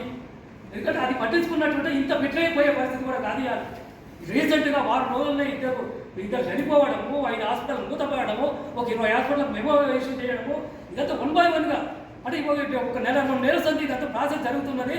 అన్ని మూలంగా కూడా అట్నుంచి ఇట్నుంచి కొన్ని విషయాలను బయటకు వచ్చిన తర్వాత కొద్ది ఏదో మేరకు ఎక్కడో ఒకటి చర్చ జరుగుతున్నది కాబట్టి రేపు ఇది ప్రమాదంగా మారే ప్రమాదం కూడా ఉంటుంది అనుకొని అప్పుడు కొన్ని చర్యలు చేపడుతున్నట్టు కనిపిస్తుంది తప్ప కానీ వాస్తవాలు తెలిసి చేసే వాస్తవాలు తప్ప ఇది మరొకటి కాదు అని చెప్పగలను. డిఎంఎస్ అర్థం చేసుకొని మాట్లాడాడు చాలా సందర్భంలో. అలాంటి ఏమి ఉండవు అని కూడా తను మాట్లాడాడు. ఉంటే త్వరలో బయటకు వస్తాయని కూడా మాట్లాడాడు. అనేక విషయాలు మన కళ్ళ ముందు కనిపిస్తున్నా కూడా ఇంతకుముందు రాంబాబు గారిని చెప్పినట్టు అందరూ ఒకరొకరికి వాళ్ళ వెనకాల ఉన్న అజ్ఞాత శక్తుల మూలంగా అవి బయటికి రాకుండా లేదా తీర్మానాలు కూడా ఎక్కడెక్కడ అమలు కాకుండా చేస్తున్న తీర్మానాలు బయటకు పంపించకుండా ఆగుతున్న పరిస్థితి కూడా మనం స్పష్టంగా చూస్తున్నాం. తీసుకో మళ్ళీ తర్వాత నన్ను ఎన్నికరేమంటారు. నేను కూడా hospital independent hospital private permanent services. ఇప్పుడు ఈ సందర్భం వచ్చింది. దేనికి వచ్చిందంటే మేము పేషెంట్లకు రోగాలు వచ్చిన జనాలకు మేము వైద్యం చేస్తూ ఉన్నాము. మరి ఈరోజు ఏమొచ్చిందంటే సూర్యాపేట వైద్యానికి రోగం వచ్చిందని చెప్పి మన జయశంకర్ సార్ మానవ తరఫున మన స్టేట్ కోఆర్డినేటర్ ఈ వేదికని తీసుకొచ్చినందుకు, వేదికని ఏర్పాటు చేసినందుకు ముఖ్యంగా నేను ముందుగా మరి ధన్యవాదాలు తెలియజేసుకుంటా ఉన్నాను. అయితే నేను గతంలో కూడా 2-3 సార్లు ఈ మధ్య కాలంలోనే ఎప్పుడూ చెప్తా ఉన్నా, నేను ఈ గతంలో కూడా మన మీడియా మిత్రులు నా దగ్గర వచ్చినప్పుడు ఏం చేస్తే బాగుంటుందంటే అప్పుడు కూడా నేను చెప్పినాను, ఇలాంటి ప్రజా వేదికలు, పెద్ద చర్చా వేదికలు పెట్టి ప్రజలలో అవగాహన తీసుకురావడం అనేది, ప్రజలలో చైతన్యం తేవాలనేది నా ముఖ్య ఉద్దేశం. దానివల్లనే మార్పు వస్తుందని చెప్పి నేను గతంలో 2-3 సార్లు సందర్భంగా నేను చెప్పిన. అదే ఇవాళ జరిగింది. సంతోషం. కాబట్టి వారికి మరోసారి నేను ధన్యవాదాలు తెలియజేసుకుంటూ, మరి ఇప్పుడు నా ముందు కొంతమంది పెద్దలు మాట్లాడి ఉన్నారు. మరి వారు చెప్పిన విధానంలో మరి కొన్ని ప్రశ్నలు రేజ్ అయినాయి. వాటికి మన దగ్గర ముఖ్యంగా చూస్తే గవర్నమెంట్ హాస్పిటల్, ప్రభుత్వ మెడికల్ సర్వీసెస్ ఎలా ఉన్నాయని అనుకుంటే కొంతమంది మాట్లాడారు. సర్వీసెస్ అయితే చాలా మెరుగుగా గతంలో కంటే చాలా బాగా ఉన్నాయి. కాకపోతే పోవంగానే వైద్యం కాదు అనే ఒక అపోహ ఉన్నది. ఇప్పుడు నేను ఇది రాగానే రాంబాబు గారు సీనియర్ పాత్రికేయుడు మరి వారే ఒక చిన్న క్వశ్చన్ రీడ్ చేసినట్టు, ఒక అమ్మాయి ట్యుబెక్టమీ ఆపరేషన్కు 10 రోజులు గవర్నమెంట్ హాస్పిటల్కి పోతే రోజు చెప్తా ఉన్నారు, మరి నిన్న పోతే ఆపరేషన్ చేయమని చెప్పి రిజెక్ట్ చేసినారు, మరి ఏంది సర్వీసెస్ అందరికీ అన్నారు. నేను వారం ముందనే ఒక చిన్న ఫోన్ చేసిన ఇన్ఛార్జ్ సిస్టర్, ఏంటమ్మా ఎందుకు చేయట్లే అని ఒక ఫోన్లో సంప్రదించిన. నేను వారు వింటున్నా కానీ నేను సంప్రదించాను. ఏమన్నది అంటే ఆ థియేటర్లో సంబంధిత థియేటర్లో కాలనీ అంటే దాంట్లో మనం చేయొచ్చా లేదా అనేది ఒక చిన్న టెస్ట్ ఉంటుంది. టెస్ట్ చేస్తే ఇన్ఫెక్షన్ ఛాన్స్ చాలా ఎక్కువ ఉన్నది. సో దాని వలన ఈ గతంలో అయిన కొంతమందికి ఇన్ఫెక్షన్ అయింది కాబట్టి ఆపరేషన్ సార్ అంటే ఆ అమ్మాయికి బహుశా చెప్పుకుంటారు కానీ కొంత కమ్యూనికేషన్ గ్యాప్ అనేది ఏర్పడింది. సో మెడికల్ సర్వీసెస్ అనేది ఎవరు కావాలని ఆపరు. తమరు చెప్పినట్టు కొంతమంది గవర్నమెంట్ డాక్టర్లు వర్కింగ్ అవర్స్లో బయట ప్రాక్టీస్ చేస్తున్నారు అనేది ఒక రాంగ్ ఇంప్రెషన్ అయితే ఉన్నది. సరే బహుశా కొంతమంది చేసి ఉండొచ్చేమో, కానీ మీరు సెన్సెస్ చూసుకోండి. గవర్నమెంట్ హాస్పిటల్లో సూపరింటెండెంట్, ప్రిన్సిపల్, మేనేజ్మెంట్, ఆర్ఎంఓస్ అందరూ ఉన్నారు, డాక్టర్లు ఉన్నారు. గతంలో మన దగ్గర ఏది హాస్పిటల్ ఉండే, తర్వాత జిల్లా ఆసుపత్రి అయింది, తర్వాత ప్రభుత్వ వైద్య కళాశాల అయింది. వైద్య కళాశాల అనేది కనీసం 5 లక్షల మందికి feeding centre for around 3 to 4 to 5 lakhs people. So అంతమందికి సర్వీస్ ఇచ్చేంత కెపాసిటీ ఉన్న హాస్పిటల్ మన అదృష్టం ఏంటంటే కరోనా తర్వాత వైద్య కళాశాలల అవసరం అనేది చాలా అందరికీ తెలిసిపోయింది, అందరికి తెలిసింది. దాని తగ్గట్టుగా సెంట్రల్ గవర్నమెంట్ కానీ స్టేట్ గవర్నమెంట్ కానీ ఏర్పాటు చేయడం జరిగింది. ఈ విధంగానే జిల్లాలో ఒకటి ఏర్పాటు చేయడం జరిగింది. ఇప్పుడు చూస్తే 35 మెడికల్ కళాశాలలు, దాదాపు 30 ప్రైవేట్ మెడికల్ కళాశాలలు, సంవత్సరానికి 7,000 నుంచి 10,000 మంది క్వాలిఫైడ్ ఎంబీబీఎస్ డాక్టర్స్ బయటకు వస్తూ ఉన్నారు. సో గవర్నమెంట్ సర్వీసెస్ అనేది మెరుగుగా ఉన్నాయని నా అభిప్రాయం. కొంత లోపాలు ఉంటే అవి కూడా సవరణ చేసుకోవాలని చెప్పి నేను ఈ వేదిక సందర్భంగా నేను మనవి చేసుకున్నాను. అదొక భాగం అయితే మరి ప్రైవేట్ హాస్పిటల్స్ పరంగా వస్తే మరి మాట్లాడాలనుకుంటే 1 hour 2 hours సరిపోదు, రోజు కూడా సరిపోదు. కొన్ని ముఖ్య విషయాలు మనం చర్చించుకుందాం ఈ సందర్భంగా. హాస్పిటల్స్ ముఖ్యంగా ఎలా ఉన్నాయంటే కొంతమంది డాక్టర్స్ పెట్టుకున్నారు ప్రైవేట్ పరంగా. మన దయాకర్ రెడ్డి గారు సీనియర్ సర్జన్, డాక్టర్ రామూర్తి గారు, ఇలా సొంతంగా వాళ్ళ సర్వీసెస్ ప్రైవేట్గానే పెట్టుకున్నారు. కొంతమంది మిగతా డాక్టర్స్ చిన్న చిన్న క్లినిక్స్ పెట్టుకొని ఉన్నారు. కొంతమంది మేనేజ్మెంట్ అని పెట్టుకుంటా ఉన్నారు. ఫర్ ఎగ్జాంపుల్ ఏదైనా ఒక వృత్తి చూసుకుంటే, ఒక రైతునే తీసుకుంటే రైతు బాధలు ఏందో, రైతు పడే కష్టం ఏందో, ఆయన ఎడ్లతోని వ్యవసాయం చేసుకుంటే ఎడ్లతోని అనుబంధం ఆయనకే తెలుస్తుంది, అది మనకు తెలియదు.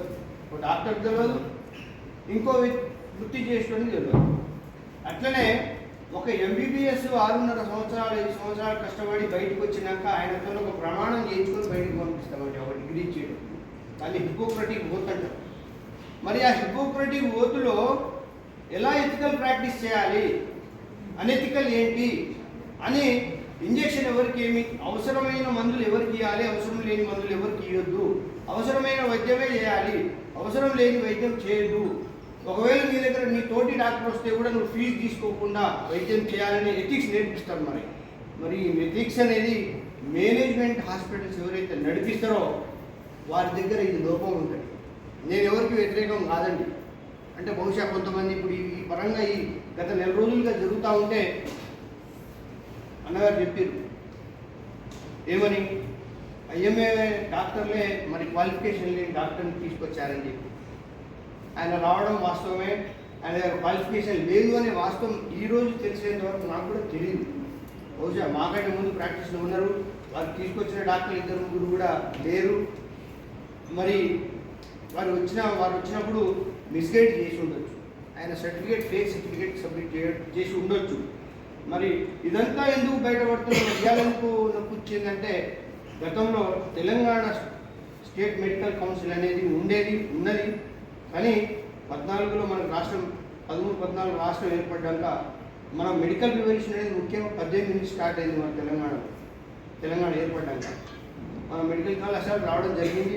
ఈ భాగంగానే తెలంగాణ స్టేట్ మెడికల్ కౌన్సిల్ కొన్ని రూల్స్ అండ్ రెగ్యులేషన్స్ రిఫార్మేషన్ జరిగి ఈ తెలంగాణ మెడికల్ కౌన్సిల్ అనేది యాక్టివ్ అంటే కొంత ఇంటర్నెట్ సోర్స్ కానీ ఇన్ఫర్మేషన్ సోర్స్ బాగా ఫాస్ట్ పెరగడం వల్ల వీరు యాక్టివ్ అయినారు. ఇప్పుడు వీరు గత సంవత్సరంన్నర క్రితమే ఒక 13 మంది తెలంగాణ స్టేట్ మెడికల్ కౌన్సిల్లో ఒక బాడీ ఏర్పడింది.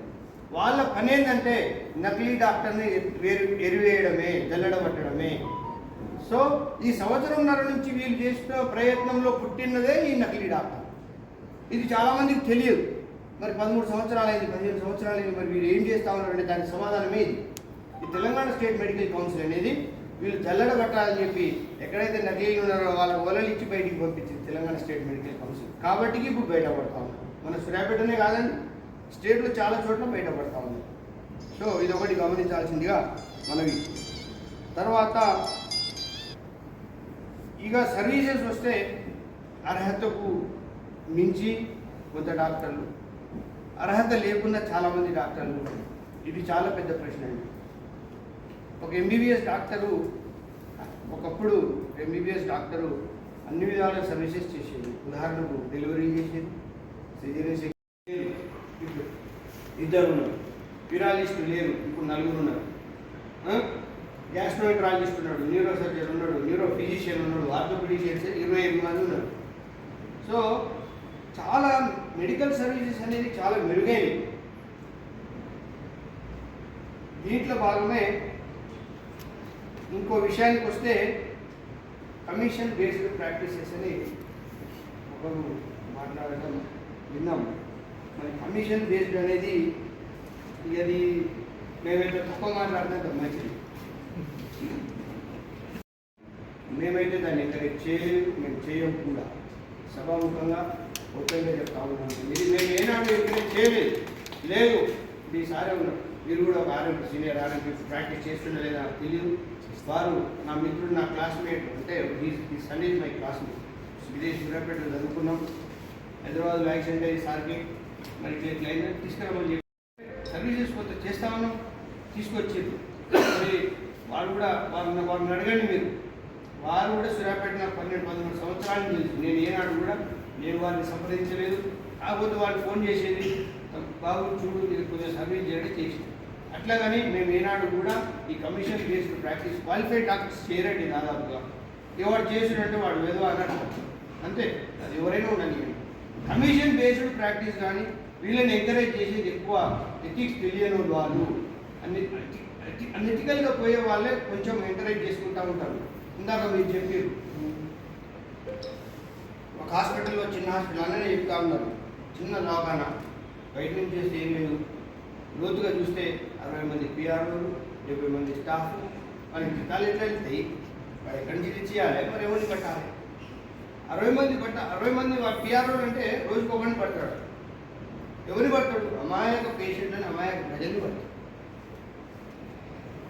ఇక్కడ లోతుగా ఆలోచన చేస్తే మనము హాస్పిటల్స్ మీదనో వాళ్ళ మీదనో వీళ్ళ మీదనో చర్యలు ఈ దండించుడు కంటే ప్రజలలో చైతన్యం తేవడమే ముఖ్యం అని చెప్తాను. ప్రజలలో అవగాహన తీసుకురావడం అది ముఖ్యమని భావిస్తా ఉన్నాను.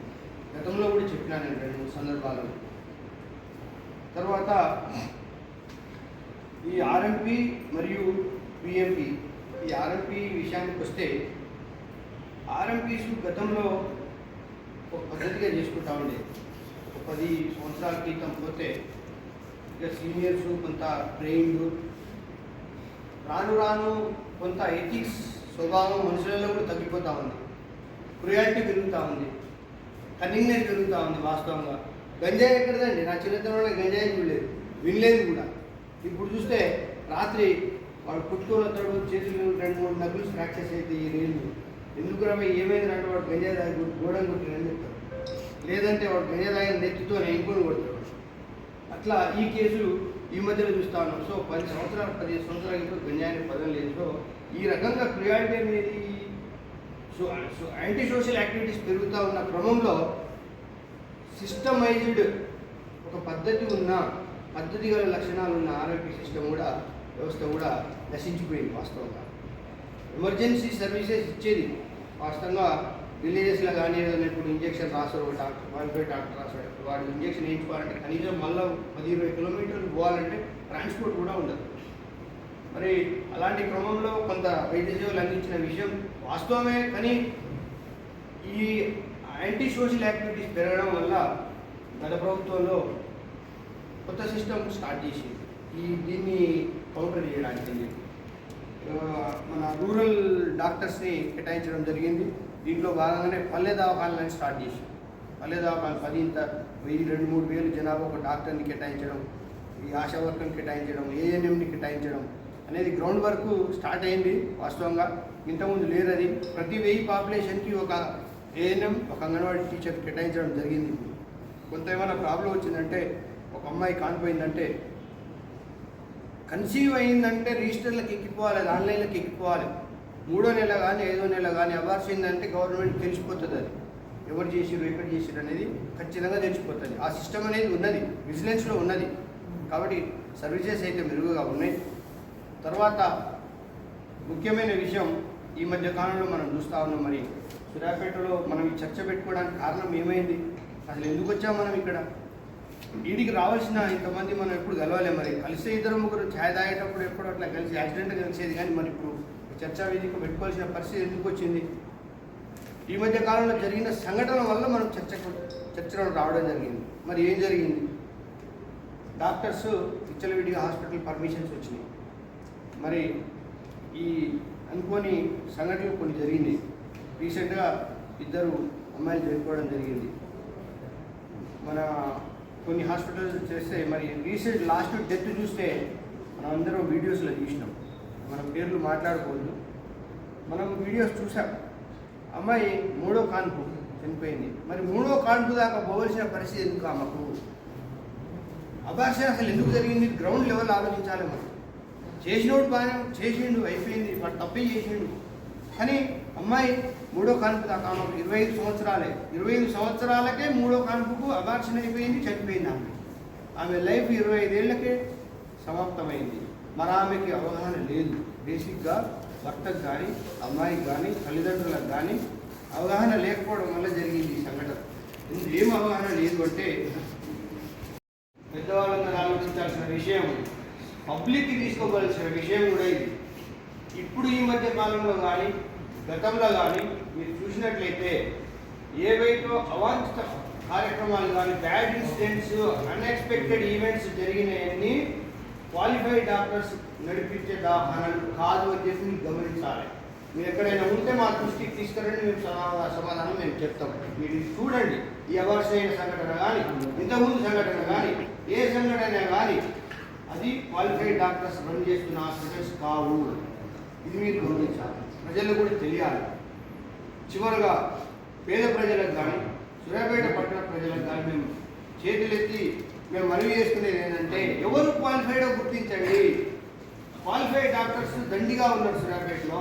వారినే మీరు వారిని అప్రోచ్ అయ్యి తగిన అడ్వైస్ తీసుకోండి. చిన్న ఇప్పుడు ఆమెకు abortion indication, clear cut indication ఉంటే, అబార్షన్ చేయకపోతే ప్రాణహాని ఉంది అంటే ఆమె గవర్నమెంట్ హాస్పిటల్ పోతే గవర్నమెంట్ హాస్పిటల్ కూడా అవుతుంది. అవగాహన లేక వాళ్ళు తప్పుడు దారిని పడుతున్నారండి. చివరిగా మనం దాంట్లో చూసినాం, ఆ వీడియోస్లో కూడా చూసినాం, ఆమెను తప్పుదారి పట్టించింది కూడా వారంటీనే.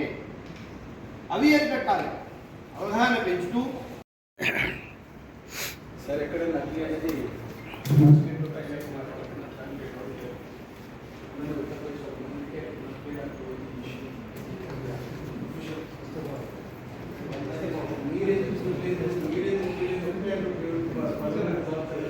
ఒక మంచిది చేసింది ఆపరేషన్. స్పీకర్ చేసాడు, నకిలీ డాక్టర్. స్పీకర్ చేస్తే గవర్నమెంటే పట్టలేదు. నా క్లోజ్ ఫ్రెండ్ అయినా సరే ఆగదు. యాక్చువల్గా మాకు తెలియదు అని తీసుకోవచ్చు. 13 ఏళ్ళు అందరూ ఒక గ్రూప్ ఇలా డిలీట్. ఇంకోటి, మీరు ఎప్పుడు డాక్టర్స్ ఇలా కాంపిటీషన్ అని ఒక గ్రూప్ ఏంటంటే, సూర్యాపేటలో ఏ 2వ గ్రూప్ డాక్టర్స్ లేరు. 40 మంది నాడులో ఒకటే గ్రూప్ ఉన్నది. ఇవాళ 200 మంది డాక్టర్స్ ఒకటే గ్రూప్ ఉన్నది. అందులో ఎవరి మీద ఒకరు కాంపిటీషన్ ఛార్జ్ చెప్పే డాక్టర్లు లేరు. సింగిల్ ఒకటే ఐఎంఏ, ఒకటే ప్రెసిడెంట్, ఒకటే సెక్షన్. మీరు కోదాడిపోతే 2 ఐఎంఏ ఉన్నది 40, ఇద్దరు. మీరు ఇంకో 4 మిరియాలు కూడా ఇంకో తీరు ఉంటుంది, ఖమ్మం ఇంకో ఆంధ్ర 2, నకరికలకు ఇంకో తీరు ఉంటుంది, మిరియాలకు కూడా ఇంకో తీరు. డాక్టర్ వేరు ఉంటారు. ఆ పేజీని తెచ్చుకొని వేస్తుంటారు. ఈ సూర్యాపేట ఇది అసలు ఈ నకిలీ డాక్టర్ తీసిన మేమే కదా, మీరు కాదు కదా. మేము ఇచ్చిన తర్వాతనే కదా మీరంతా రాసింది. మేము కూడా చాలా సాధించాం, కానీ మీరు ఒకరు పట్టించుకోలేదు. డిబేట్ కాదు. నకిలీ డాక్టర్ల ఇష్యూ కూడా నకిలీ డాక్టర్లకు బయటికి తీసి డిగ్రీ లేరు అని చెప్పి ఫస్ట్ మేమే ఇష్యూ. నేనే జిఎస్ఎంసీ ఐఎంఏ కదా, ఎంత సూర్యాపేట ఇష్టం కంప్లీట్ వచ్చింది నకిలీ డాక్టర్లు మాకు కూడా తెలియదు. నాకు జిరాక్స్ మన విషయం మాట్లాడు. ఎందుకంటే ఇది కమిషన్గా లేకపోతే అవినీతి నీతి దోపిడీ మాట్లాడితే చాలా పెద్ద సబ్జెక్ట్ అది. అసలు ఎక్కడ పోయి ఇప్పుడు ఎన్టీపల్లి సుబ్బి సార్కి వచ్చినట్టు డాక్టర్లు వారి ఎస్పీఎస్సీ ఏంటి సస్పెండ్ అవుతారా? వాళ్ళకేం సంబంధం? ఏమన్నా ఉందా? చూడండి నవ్వుతాడే. అంటే మేము ప్రజారోగ్యం గురించి నకిలీ డాక్టర్లు మేము పోరాడితే మాకు మంచి షాపులు పడ్డాయిరా బాబు, పెద్ద పెద్ద పడ్డాయి, కొరమేలు పడ్డాయి, మీరా? అది మీరేం ప్రశ్నించరా? మీరు అవినీతి డాక్టర్లు డిఫరెంట్. ఇంకొక ఇవాళ ఒక అడ్వకేటు ఒక 2 నిమిషాలు మాట్లాడితే కోట్ల రూపాయలు తీసుకుంటారు.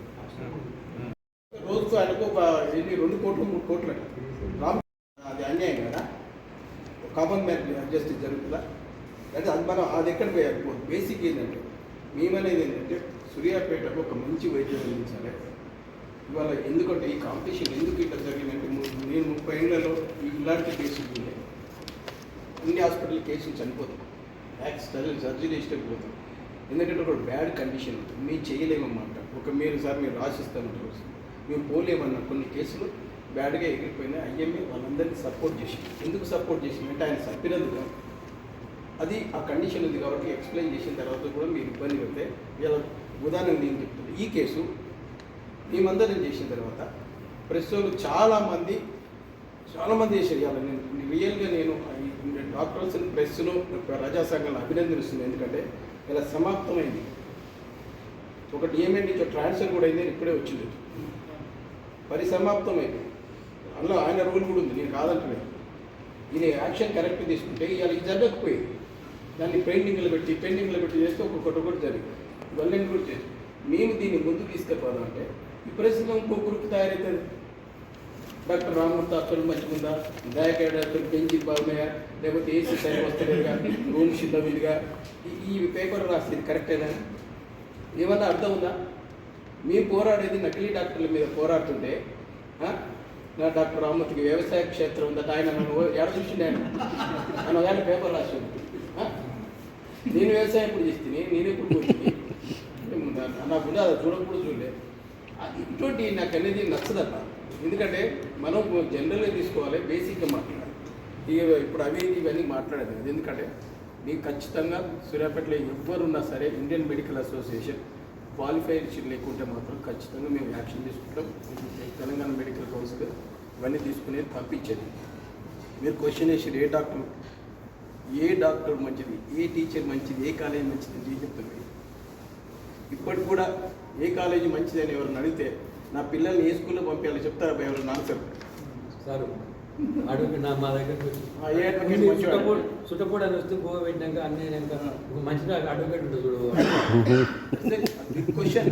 ఏ హాస్పిటల్ మంచిది, ఏ డాక్టర్ మంచోడు అనేది బిగ్ క్వశ్చన్. మనం బేసిక్ క్వాలిఫికేషన్ ఉండాలి, దాని గురించే మాట్లాడతాం. ఎవరికి ఎట్లా గుర్తుపట్టాలనేది ఇది ఒక నమ్మకం. ఇవాళ మీకు ఇదొక నిజంగా చెప్పాలంటే మెడికల్ ఇది ఒక మాఫియా, పెద్ద మాఫియా. ఆరోగ్య సిస్టమ్ కూడా ఒకటి ఉంటుంది. ఇవాళ ఆరోగ్యాలు అందరూ మంచోళ్ళు ఉంటారు, చెడ్డలు ఉంటారు, అందరూ కూడా చెడ్డలు ఉంటారు. మా దగ్గర డాక్టర్లు కూడా తీసుకోవచ్చు, అదే కానీ లేని పరీక్షలు రాయొచ్చు, కానీ ప్రాణం పోయేది వచ్చేది, అది తప్పు. ఇవన్నీ ఉంటాయి. ఇప్పుడు నేను ఒక పరీక్ష రాస్తే యూజువల్గా నేను ఒక ఇంజక్షన్ రాసాను అనుకో, అక్కడ పోయిన పేషెంట్ ఆరోగ్య దగ్గర పోతే సార్ దగ్గర వేయించుకోపోను. మరి వారు ఏమైతే ఇంజక్షన్ రాస్తే ఆరోగ్య దగ్గర పోయంటే పక్క నువ్వు చెప్పిన కాడికి నువ్వు పోలేదు కాబట్టి నేను ఇంజక్షన్ ఇవ్వను. ఇది సిస్టమ్. ఇప్పుడు ఎక్కడ బలి ఎవరైతున్నారు మీరు అన్నారు, ఎవ్వరు బోర్డు చూడరు పడా, ఏ డాక్టర్ అయినా క్వాలిఫైడ్ అని అంత జనాలు రాదు, నువ్వు చూడనే చూడరు. డాక్టర్ నమ్మకంతో వస్తారు. ఈ నమ్మకం ఇంకొక మంచి డాక్టర్ ఎవరంటే చూడంగా ఫస్ట్ వస్తాయి, నన్ను మంచి చూడాలి. 10 మంది చూస్తే ఏ మంచిగా చూస్తున్నాయంటే అదో పేరు పోతుంది, అది చెప్తే మంచి డాక్టర్ అవుతాడు. క్వాలిఫికేషన్ డాక్టర్ ఎవరు చెప్పు ఒక మన ఫ్రెండ్స్ని అడుగు, ఊళ్ళో అడుగు ఉండేది. ఎందుకంటే నువ్వు బాధపడేది ఏంటంటే ఇవాళ మీరనే 50%, 60% సూర్యాపేట ఇస్తున్నారు అనేది నాకు తెలుసు. 20%, 10% ఎందుకు ఇస్తున్నారంటే ఈ కాంపిటీషన్లో ఇవాళ సూర్యాపేటలో ఇది జరగటానికి కూడా కారణం నెంబర్ ఆఫ్ డాక్టర్స్ పెరిగింది, వాళ్ళకి ఛాన్సెస్ తక్కువ. డాక్టర్స్ ఏమవుతుంది, ఎన్ని మేనేజ్మెంట్ హాస్పిటల్స్ వచ్చినా సరే మేనేజ్మెంట్ ఎందుకు వచ్చినాయంటే ఒక practice doctors government hospital practice చేసుకోవాలి, ఈవినింగ్ టైంలో ఉన్నారు కాబట్టి ఆ డాక్టర్ని తెచ్చుకుంటారు. మేమేమి అగెనిస్ట్ కాదు, పెట్టుకోవడంలో తప్పలేదు. ఏ మేనేజ్మెంట్ ఎవరైనా సరే ఎవరు హాస్పిటల్ పెట్టుకొని ఒక డిఎంహెచ్ రూల్స్ అండ్ రెగ్యులేషన్ ప్రకారం తెచ్చుకోవచ్చు, యాక్టివ్ చేసుకోవచ్చు, అందరు తెచ్చుకోవచ్చు. కొంతమంది ఏదో ఒక డాక్టర్ పేరు ఆయన కొన్ని రోజులు ఉండిపోయిన తర్వాత ఒకరిద్దరు అందరు కాదు వాళ్ళే ప్రాక్టీస్ చేయడం జరుగుతుంది. నేను అనేది అది తప్పు. మేనేజ్మెంట్ హాస్పిటల్ పెట్టుకోవడం 60 మేనేజ్మెంట్ హాస్పిటల్స్ ఉండేయాలి బయటికి రావడం ఏంటంటే 60 మేనేజ్మెంట్ కాదు 100 మేనేజ్మెంట్ హాస్పిటల్స్ ఉండొచ్చు.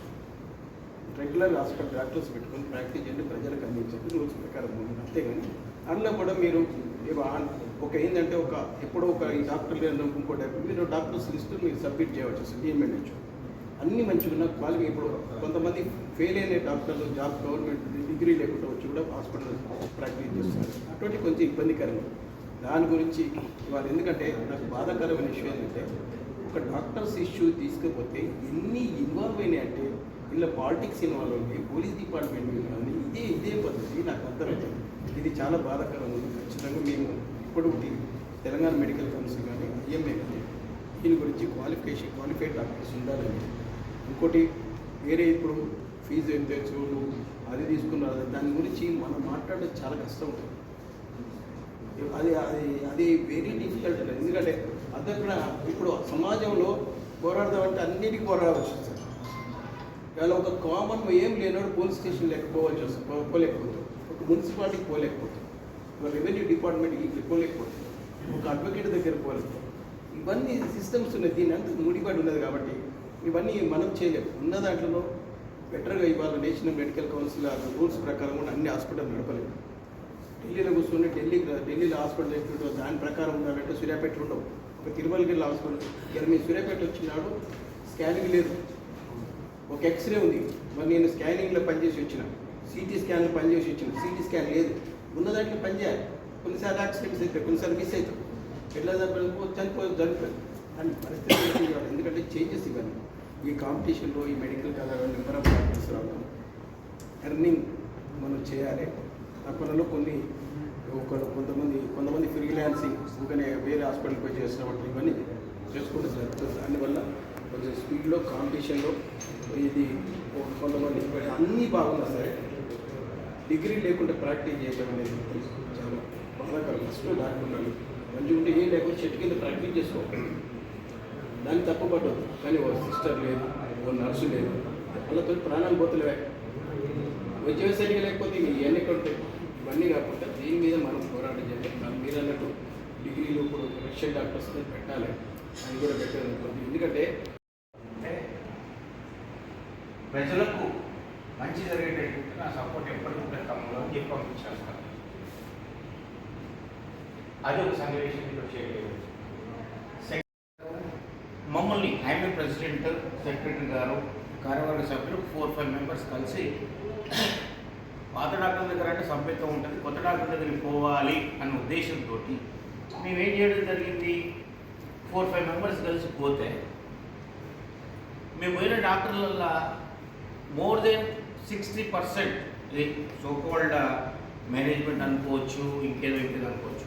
అక్కడ డాక్టర్ వెళ్ళిపోయి 1 సంవత్సరం 2 సంవత్సరాలు అవుతుంది. అక్కడ ఎవరు లేరు, ఉన్నా కానీ ఎవరు అంటే ఎవరో ఒకళ్ళు ఉన్నారు. మరి ఎట్లా రన్ చేసుకుంటున్నారయ్యా సార్? మేము ఫోన్ చేస్తాం సార్, ఎవరినో ఒకరిని పిలిపించి వైద్యం చేస్తాం అని. ఇది మేము చూసినాం, అక్షరాలు మేము చూడడం జరిగింది. అంటే ఐ పర్సీవ్డ్ ఇట్ పర్సనల్లీ. అలా చేసి ఇప్పుడు మా స్ట్రెంత్ ఐఎంఏ లోగడ ఇప్పుడు 160కి వచ్చింది సార్ స్ట్రెంత్ 160. చాలా దారుణమైన హెడ్డింగ్. ప్రతిరోజు మనం చూస్తున్నాము మెడికల్ మాఫియా అని, వీళ్ళందరికీ వీళ్ళు మారరా అని. అది మనం గమనించాల్సింది ఏంటంటే 180 మంది డాక్టర్స్, క్వాలిఫైడ్ డాక్టర్స్ మన సూర్యాపేటలో అంటే రిజిస్టర్డ్ డాక్టర్స్. వీళ్ళలో ఓకే 10 మెంబర్స్ ఉండొచ్చు, 20 మెంబర్స్ ఉండొచ్చు, నకిలీ ఉండొచ్చు. 20 కూడా లేరు, మ్యాక్సిమం అనుకుందాం 20 అనుకుందాం. So how much percentage of doctors అంటే నకిలీ ఉన్నారు ఇక్కడ? మరి మిగతా వాళ్ళు వాళ్ళ సర్వీసెస్ వాళ్ళు కరెక్ట్గా చేస్తున్నారా లేదా? ఎప్పుడైతే మంచి జరుగుతుందో అది అంత తొందరగా బయటపడదు. మీరు చూస్తూనే ఉన్నారు, సీనియర్ డాక్టర్ రామూర్తి గారు ఉన్నారు, ఐసీయూ సెటప్ ఉంది. మా సార్ దగ్గర ఎన్ని బ్యాడ్ కేసెస్, స్ట్రైట్ లైన్ వచ్చిన కేసెస్ కూడా బ్రతికి వెళ్ళిన వాళ్ళు చాలా మంది ఉన్నారు. ఇవైతే రోజు రావుగా పేపర్లో. ఎంతమంది పిల్లల్ని ఇప్పుడు పీడియాట్రిక్ ఐసీయూ సెంటర్స్ ఉన్నాయి, కార్డియాలజిస్ట్ హాస్పిటల్స్ ఉన్నాయి. ఇప్పుడు నా హాస్పిటలే ఉంది, మా సైకియాట్రీ హాస్పిటల్లోనే నేను ఇప్పటికీ నేను ఖచ్చితంగా చెప్పగలను, ఇక్కడ ఉన్న వాళ్ళలో కూడా నాకు రిలేటెడ్ పేషెంట్స్ కూడా ఉన్నారు, ట్రీట్మెంట్ తీసుకున్న ఫ్యామిలీ మెంబర్స్ ఉన్నారు. నేను ఏ రోజు ఇన్వెస్టిగేషన్స్ రాయలేదు, అనవసరమైన ఇన్వెస్టిగేషన్స్ రాయలేదు కాబట్టి నేను ఇంత స్ట్రాంగ్గా నేను చెప్పగలను. అంటే నైతికంగా వర్క్ చేసే డాక్టర్స్ చాలా మంది ఉన్నారు, కానీ ఇటువంటి హెడ్డింగ్స్ చూసినప్పుడు ఖచ్చితంగా మాకు అంటే మేము ఇంత చేసినా సొసైటీ పరంగా ఇలా మాకు జరుగుతుంది అంటే ఇటువంటి గుర్తింపు లభిస్తుంది అన్న బాధ మాత్రం ఖచ్చితంగా ఉంది మాలో. అది చెప్పడానికి యాక్చువల్లీ ఆనంద్ అన్నారు అక్కడ లేడీ డాక్టర్స్ ఎవరు ఉండకపోవచ్చు, లేడీస్ ఎవరికి ఉండకపోవచ్చు అని. But still I wanted to convey to the society. అంటే చాలా థింగ్స్ అవి బయటికి రావు, మేము ఎవ్రీడే మేము ఫేస్ చేస్తాం. అంటే మా ఓన్ ఫ్యామిలీ లైఫ్ మేము సాక్రిఫైస్ చేసి కూడా సొసైటీకి సర్వీస్ చేయాలి అన్న ఉద్దేశంతో మేము చిన్న చిన్న పిల్లల్ని వదిలేసి కూడా మేము నైట్ డ్యూటీస్కి వెళ్ళిన సందర్భాలు ఉంటాయి. ఫంక్షన్స్ మానుకొని కూడా లైఫ్ సేవ్ చేయడానికి వెళ్ళిన రోజులు ఉంటాయి. More than 3500 intimations doctor Anand has done in doctor Ramurthy sir's hospital. అంతమంది 3500 ఇంటిమేషన్స్ అంటే అంతమంది డెత్ వరకు వెళ్ళిన వాళ్ళని కూడా కాపాడగలిగాము. ఇప్పుడు డాక్టర్ రమేష్ గారు ఉన్నారు, ఇప్పుడు ఎన్ని ఆర్థో సర్జరీస్ చేసి ఉంటారు అంటే ఆ మార్టాలిటీ రేట్ అంటే మార్బిడిటీ, ఇప్పుడు డెత్ లేకుండా చేయడం వేరే, డిజీజ్ లేకుండా వాళ్ళ క్వాలిటీ ఆఫ్ లైఫ్ ఇంప్రూవ్ చేయడం వేరే. ఇవన్నీ కూడా ఆల్మోస్ట్ 160 డాక్టర్స్ చేస్తున్నారు. మరి దాని మీద సరే we are not asking for special attention, special recognition, కానీ మొత్తం సొసైటీ పరంగా అందరు డాక్టర్లు అలాగే చేస్తున్నారని అంటే ఒక డాక్టర్ మీద వచ్చిన అభియోగము దాన్ని ఒక సిస్టమ్కి మీరు ఆపాదించడం మాత్రం కరెక్ట్ కాదు అన్నది నా వినతి. జనరల్గా నా పార్టీ అభిప్రాయం, నా కోదండ నేను వైద్యరంగం మీద చాలా చేసినాను. తెలంగాణ వైద్యరంగం తరఫున నేను వైద్యరంగం మీద కొంచెం అధ్యయనం చేసినాను, దాన్ని దృష్టిలో పెట్టుకున్నాను. సూర్యాపేటలో వైద్యానికి విద్యానికి ఒకప్పుడు చాలా ఉత్తమమైనటువంటి గౌరవ మర్యాద. వైద్య విద్య రంగాలలో ఎప్పుడైతే సేవా దృక్పథం లోపించి వ్యాపార దృక్పథం ఎంటర్ అయిందో అప్పటి నుంచి మాత్రమే ఈ అవాంఛనీయ సంఘటనలు జరుగుతున్నాయి. ఇలా కార్పొరేట్ కాలేజీలలో కూడా పిల్లలు ఒత్తిడి తెలిపేలకు ఆత్మహత్యలు చేసుకోవడానికి కారణం ఇక్కడ నకిలీ డాక్టర్లు చేరి దొంగ సర్టిఫికేట్ పెట్టి, ఫేక్ సర్టిఫికేట్ పెట్టి వచ్చేదాన్ని వైద్యం చేసి చంపడం. మరీ సీరియస్ అయినాక పేషెంట్ నుంచి ఆ పేషెంట్ను హైదరాబాద్ కార్పొరేట్ హాస్పిటల్లో పంపించి కమిషన్ తెచ్చుకోవడం. సూర్యాపేటలో నెలకి 8 నుంచి 12 లక్షల కమిషన్ కార్పొరేట్ హాస్పిటల్ ఇచ్చినటువంటి ఒక ఫేక్ డాక్టర్ నాకు తెలుసు. రామూర్తి గారు కూడా సంపాదించలేదు. నెలకు 8 నుంచి 10 లక్షలు ఓన్లీ కమిషన్ రెఫరెన్స్. అందులో సార్ ఇక మన ఇద్దరం ప్రైవేట్గా మాట్లాడాలి. డాక్టర్ నిరంజన్ గారు, డాక్టర్ కోదండరామయ్య గారు, డాక్టర్ ఎంజీకే గోఖలే గారు, డాక్టర్ ఇందిరాదేవి గారు, డాక్టర్ శర్మ గారు, డాక్టర్ ఆచార్య గారు, డాక్టర్ పుల్లయ్య గారు, వీళ్ళంతా సేవా దృక్పథంతో వైద్యం చేశారు. ఆచార్య డాక్టర్ గారికి ఆ రోజుల్లో 50 రూపాయల నోట్లతో దండేసి సూర్యాపేట మొత్తం ఉపయోగించారు. నేను చూసినది. నేను 1978లో ఈ ఫీల్డ్లోకి ఎంటర్ అయ్యాను. మరి ఈనాడు పరిస్థితి ఏంటి? ఎప్పుడైతే వైద్యం వ్యాపారం అయిపోయిందో ఏం లేదు, ఒక హాస్పిటల్ పెట్టుకుంటాం మేనేజ్మెంట్ కోటాలో, ఏదో డాక్టర్ని తీసుకొస్తాం, ఆయన సర్టిఫికేట్ పెడతాం, 12 వచ్చినాక అంటే వచ్చాడు సంపాదించుకోవచ్చు. అయిపోయేటప్పుడు వస్తారు ల్యాబ్, ఎక్స్రే తీసి రాసిస్తారు. ఇవి ఉంటే ఇంకా వచ్చాడు పైసలు సంపాదించవచ్చు. ఫార్మసీ వాస్తవంగా ఐఎంఏ డాక్టర్లు కూడా తెలియదు అనుకుంటా. సో మరి వీళ్ళంటే సభ్యత్వం ఇచ్చారు అడుగుతారు. అట్లా కొంతమందికి ఐఎంఏ కమిటీలో పదవులు కూడా ఇచ్చారు. దానికి ఇప్పుడు నాకు వివరణ దొరికింది, వాళ్ళకి తెలియదు వాస్తవంగా. ఎందుకంటే ఒక అసోసియేషన్ మెంబర్షిప్ ఇవ్వాలంటే అవన్నీ ఏం చూడంగా ఆయన డాక్టరా కాదా, ప్రాక్టీస్ చేస్తుందా లేదా. ఎంబీబీఎస్ బేసిక్ ఉంది కాబట్టి ఎన్ని చేయడం జరిగింది. బేసిక్గా ఉంది, రేడియాలజీ లేదు. కానీ ఇక్కడ దోషకరమైన సంగతి ఏంటంటే అనుభవ ప్రాతిపదిక మీద గ్రామీణ మారుమూల ప్రాంతాలల్లో, తండాలల్లో, పట్టణ అర్బన్ ఏరియాలల్లో, మిర్చివాడల అనుభవ ప్రాతిపదిక ప్రాథమిక నామమాత్ర ఫీజులతో 24 గంటలు 24 వయసులో పేద మధ్యతరగతి బడుగు ప్రజలకు అందుబాటులో ఉన్నటువంటి గ్రామీణ వైద్యుల మీద ఫేక్ డాక్టర్లని, నకిలీ డాక్టర్లని, టీఎస్ఎంసీ వాళ్ళు, ఐఎంఏ వాళ్ళు దాడులు చేయడం మాత్రం తెలంగాణ జనశక్తి పార్టీగా నేను ఖండిస్తాను. వాస్తవమే ఆరోగ్యాలలో శుద్ధపూసలు ఏం లేదు. వాళ్ళలో పరిధి దాటి ఎవరో కొంతమంది వైద్యం చేస్తున్నారు, కొంతమంది అర్హత మీద అతి విశ్వాసంతో, అవగాహన లోపంతో బీభత్సమైన వైద్యం చేస్తారు. అటువంటి వాళ్ళని మాత్రం ఆపాల్సింది. నేను వీటిని వ్యతిరేకిస్తాను. నేను వ్యతిరేకించేందుకు నేను సంఘానికి దూరం, నా అసోసియేషన్కు నేను దూరం. నీకేది మీ ఆవిడ మిస్సెస్, మీ ఆవిడ గవర్నమెంట్ ఎంప్లాయీ, నీ కొడుకు సాఫ్ట్వేరు, నీ బిడ్డ లెక్చరరు, నీకేమైనా అంతా అయిపోయింది. ఇక నీకేం అవసరం? కాబట్టి నువ్వు ఎప్పుడైనా నీతులు చెప్తావు, నువ్వు ఏం చెప్పదు, మేము పారగల ఫీజు దగ్గర మేము ఎక్కడతాం. చెయ్యండి. మామూలుగా ఇంజక్షన్ ఇవ్వకపోతే, గ్లూకోజ్ ఇవ్వకపోతే మనిషి బతకలేదు. చేయండి, కానీ మన పద్ధతి మేరకే చేయాలి. మన వల్ల కాకపోతే పంపించాలి. పార్లమెంట్ సరిపోతారు. అద్భుతమైనటువంటి ఆయుర్వేదం, మంచి వైద్యం అందుతుంది ఏరియా హాస్పిటల్. కానీ వాళ్ళని దృష్టిలో పెట్టుకొని టోటల్గా అందరి ఆరోగ్యాలను ఒకే ఘాటున కట్టడం మాత్రం నేను ఖండిస్తున్నాను. అదే స్థానంలో ఇంకో మెడికల్ షాప్లో వాళ్ళు చేసే దాని మీద మీరు ఎందుకు మాట్లాడారు? మెడికల్ షాప్లో చేసే సొంత వైద్యం, వాళ్ళు ల్యాబ్లో దగ్గరికి పోతూ వాళ్ళే సొంతంగా టెస్టులు చేయించుకుంటూ, ప్లస్ అది వైడాల్ పాజిటివ్ అన్నది మనం నమ్మకూడదు అసలు వాస్తవం. నాకు చేయించినా ఇప్పుడు వైడాల్ పాజిటివ్ వస్తుంది. ల్యాబ్ బిట్టర్గా 2 వర్గాలుగా చీలిపోయింది సూర్యాపేట వైద్యం. అమ్మ నేను చెప్పేది నేను మేడం, మీరు కానీ కాదు. ఒకవైపు క్వాలిఫైడ్ డాక్టర్లు లేదా ఐఎంఏ, టీఏ, మెడికల్ కౌన్సిల్ దీన్ని ఎట్లా మొత్తం రెక్టిఫై చేయాలా, దీన్ని ఎట్లా అనే ఒక ప్రయత్నం జరుగుతూ ఉంది.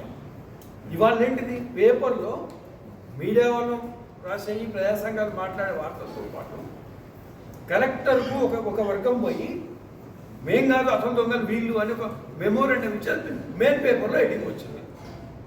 మేము ఎందుకు ఈ టైటిల్ పెట్టామంటే ఒక అందుకు పెట్టాం. వీళ్ళకే రోగం వచ్చింది ఇట్లా కొట్టుకుంటారు అనే కానిచ్చి. ఒకవైపు ఏమో ప్రజా సంఘాలు, యువజన సంఘాలు, మిగతా ఇక్కడ బుద్ధిజీవులంతా ఒక ప్రయత్నం మొదలుపెట్టింది. ఒక మెడికల్ కౌన్సిల్ ఏదో ఒక ప్రయత్నం మొదలుపెట్టింది. ఇది నడుస్తూ ఉంటే ఇక్కడ వ్యక్తులు టార్గెట్ చేయబడతాం. నేను అది డిఎంహెచ్ఓ కూడా పర్సనల్గా అనండి. నేను అది ఆయన డ్యూటీ. వీడు ఏమున్నాయి ఏం లేవని చూడాల్సిన బాధ్యత వాళ్ళని. డాక్టర్లు వీళ్ళు ఐఎంఏగా వీళ్ళు చెప్పాల్సిన బాధ్యత వీళ్ళు. అంటే ఈ 2 వర్గాలుగా చీలిపోయిన పరిస్థితి అది. అది మనకి బయటకు ఎక్కడ కనిపించలేదు ఇప్పటిదాకా, కానీ ఇప్పుడైతే కనిపిస్తుంది కదా. ఐఎంఏ రెక్టిఫై చేసే ప్రయత్నం చేస్తుంది, కానీ ఐఎంఏ రెక్టిఫై చేసే ప్రయత్నంతో మా మీద దాడి చేసి ఎగదోలుతుంది, మా మీద తప్పుడు ప్రచారం చేస్తుంది అని మేనేజ్మెంట్ హాస్పిటల్స్ వాళ్ళు నేరుగా కంప్లైంట్ ఇచ్చారు కదా. అది పేపర్లలో చూసినాం కదా. ఇదొక ఏంటంటే దేని దానికి ఉదాహరణ మీరు ఎవరు అన్నారు కదా, ఇంకి పెళ్లి సుఖసావు కాదు, ఒకరికి పెళ్లి ఇంకొకరికి ఆనందం అయింది, చుట్టగాల్చి ఏడుస్తున్నట్టు. ఏంటంటే ఒకవైపు మనం ఈ ప్రయత్నం చేస్తున్నామా, ఈ వారం 10 రోజుల నుంచి నడుస్తూ ఉందా, హాస్పిటల్ అన్నీ నొప్పుకోదు. నకిలీ వైద్యులను చూడరా బాబు అంటే క్లినికల్ యాక్ట్ ప్రకారం ఉందా లేదా అని చెప్పేసి మళ్ళీ నోటీసులు మేము ఒక 3 రోజుల్లోనే మళ్ళీ నోటీసులు వచ్చింది. రెక్టిఫికేషన్ మొదలుపెట్టి ముందు డాక్టర్లు ఎవరు, కానోళ్ళు ఎవరు, సర్టిఫికేట్లు ఏమున్నాయి, వాళ్ళకున్న అర్హతలు ఏందో ఏమైనా ఉపయోగం చేస్తూ ఉంటాయి. మళ్ళీ అదే డిఎంహెచ్ఓ ఆఫీస్ నుంచి మళ్ళీ 1 నెలలో 3 సార్లు నోటీసులు వచ్చింది. ఎట్లయితే ఆడ పోలీసు వాళ్ళు వచ్చినా ఇప్పుడు వీళ్ళు కూడా గట్టిన ఆదాయం తయారు.